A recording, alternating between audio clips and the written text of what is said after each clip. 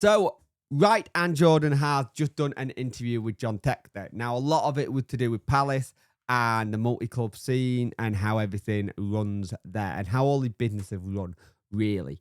Now, a couple of times when they were mentioned, one was unprompted by himself. He went on to turn around and talk about like he did have his eye on a club in the championship, and it's something he's looking at, and he had a favourite club.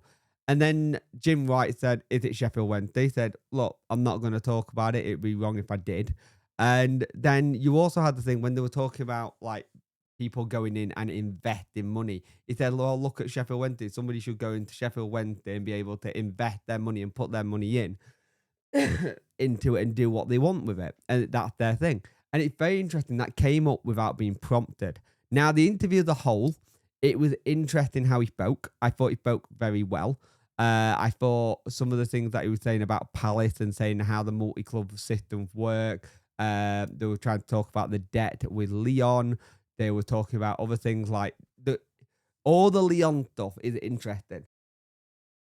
The way the French federations run, it's run really weirdly. So even if you've got player sales, even if you've got this, they've got like 100 million in academy sales, and that doesn't count to any of the like FFP kind of thing. So it's interesting, and it was very interesting when he was talking about how the rules changed on him halfway through the season with the Palace stuff, so he had to have that happen.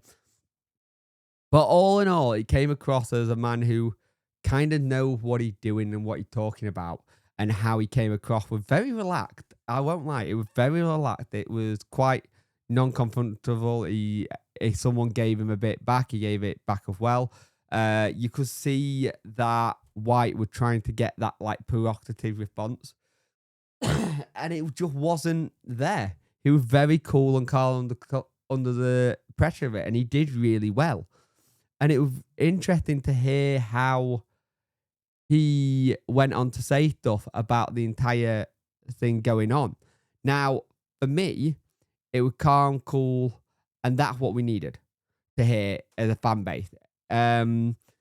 It was interesting to see how he spoke about stuff and how he spoke about all the working outs of his other club, Botafogo, what he's been doing at Olympic Lyon, the reason why he's set down and stuff.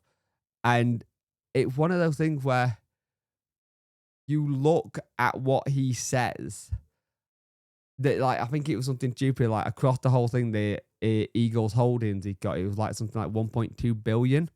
And then when you shove in the stadium debt and stuff like that, it is about right.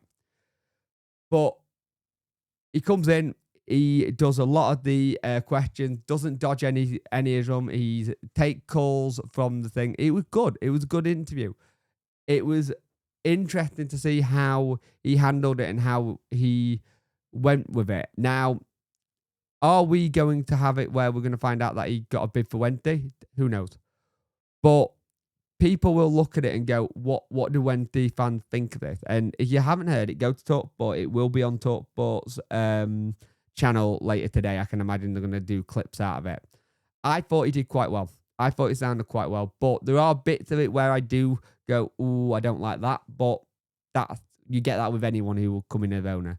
But let me know what you thought about it.